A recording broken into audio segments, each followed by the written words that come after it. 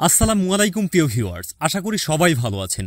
আজ আমরা আপনাদের জন্য একটি অত্যন্ত গুরুত্বপূর্ণ এবং আনন্দের খবর নিয়ে হাজির হয়েছি। আপনারা যারা সরকারি চাকরিতে আছেন তাদের জন্য এটি একটি দারুণ আপডেট।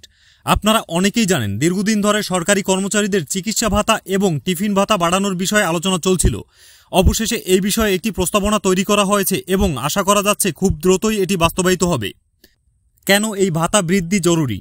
আপনারা সবাই জানেন, বর্তমানে সরকারি চাকরিজীবীরা চিকিৎসা ভাতা বাবদ পান 1500 টাকা, আর টিফিন ভাতা বাবদ পান মাসে 200 টাকা, যা দৈনিক মাত্র 6 টাকার মতো। এই টাকা দিয়ে বর্তমান বাজারে কি পাওয়া যায় বলুন তো? দুঃখজনক হলেও সত্যি, 6 টাকা দিয়ে এক কাপ চা অথবা একটা সিঙ্গারাও কেনা সম্ভব নয়। দ্রব্যমূল্যের ঊর্ধ্বগতির এই সময়ে যেখানে নিত্য প্রয়োজনীয় সবকিছুর দাম আকাশ ছোঁয়া, সেখানে এত কম ভাতা দিয়ে সুস্থভাবে জীবনযাপন করা কতটা কঠিন তা ভুক্তভোগীরাই ভালো বলতে পারবেন। বর্তমানে একজন কর্মচারীকে যদি সামান্য সর্দি কাশির জন্য ডাক্তারের কাছে যেতে হয়, তাহলে 1500 টাকা যথেষ্ট হয় না। আর যদি কোনো বড় রোগের চিকিৎসা করতে হয়, তাহলে তো কথাই নেই। নিজেদের পকেট থেকে হাজার হাজার টাকা খরচ করতে হয়, যা তাদের আর্থিক অবস্থার উপর চাপ সৃষ্টি করে। একইভাবে দিনের পর দিন মাত্র 6 টাকা টিফিন ভাতা দিয়ে কর্মস্থলে পুষ্টিকর খাবার গ্রহণ করা প্রায় অসম্ভব। অনেকেই বাধ্য হন বাসা থেকে খাবার নিয়ে যেতে অথবা শুধুমাত্র নামমাত্র কিছু খেয়ে কাজ চালিয়ে যেতে। এতে তাদের স্বাস্থ্য এবং কর্মক্ষমতা উভয়ই প্রভাবিত হয়। এই বাস্তবতার কথা মাথায় রেখেই সরকারের উচ্চ পর্যায়ের কর্মচারী সংগঠনগুলোর পক্ষ থেকে জোরালো দাবি জানানো হয়েছিল। তারই ফলস্বরূপ এখন চিকিৎসা ভাতা এবং টিফিন ভাতা বাড়ানোর জন্য একটি প্রস্তাব তৈরি করা হচ্ছে।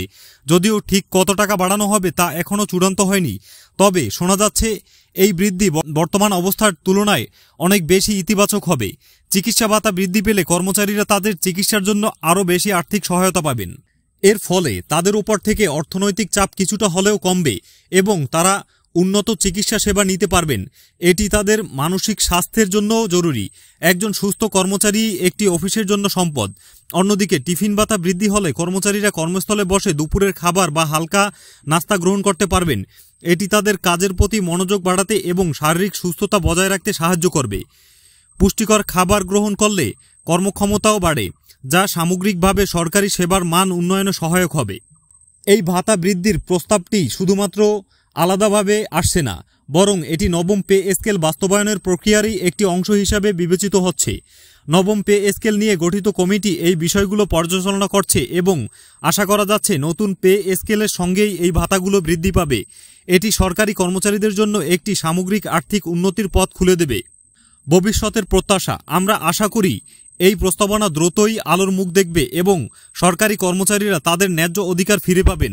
সরকারের এই পদক্ষেপ দেশের লক্ষ লক্ষ সরকারি কর্মচারীর মুখে হাসি ফোটাবে এবং তাদের মধ্যে কাজের প্রতি নতুন উদ্দীপনা তৈরি করবে। এটি আধুনিক ও উন্নত রাষ্ট্র গঠনে সরকারি কর্মচারীদের অবদান অনস্বীকার্য, তাই তাদের সুযোগ সুবিধা নিশ্চিত করা সরকারের অন্যতম দায়িত্ব। এই বিষয়ে যে কোনো নতুন আপডেট পেতে আমাদের চ্যানেলের সঙ্গেই থাকুন। আমরা চেষ্টা করব সবচেয়ে দ্রুত এবং সঠিক তথ্যটি আপনাদের কাছে পৌঁছে দিতে। আজকের ভিডিওটি কেমন লাগলো তা অবশ্যই কমেন্ট বক্সে জানাবেন। আপনার বন্ধুদের সাথে শেয়ার করুন এবং আমাদের চ্যানেলটি সাবস্ক্রাইব করতে ভুলবেন না। সবাই ভালো থাকবেন, সুস্থ থাকবেন। আল্লাহ হাফেজ।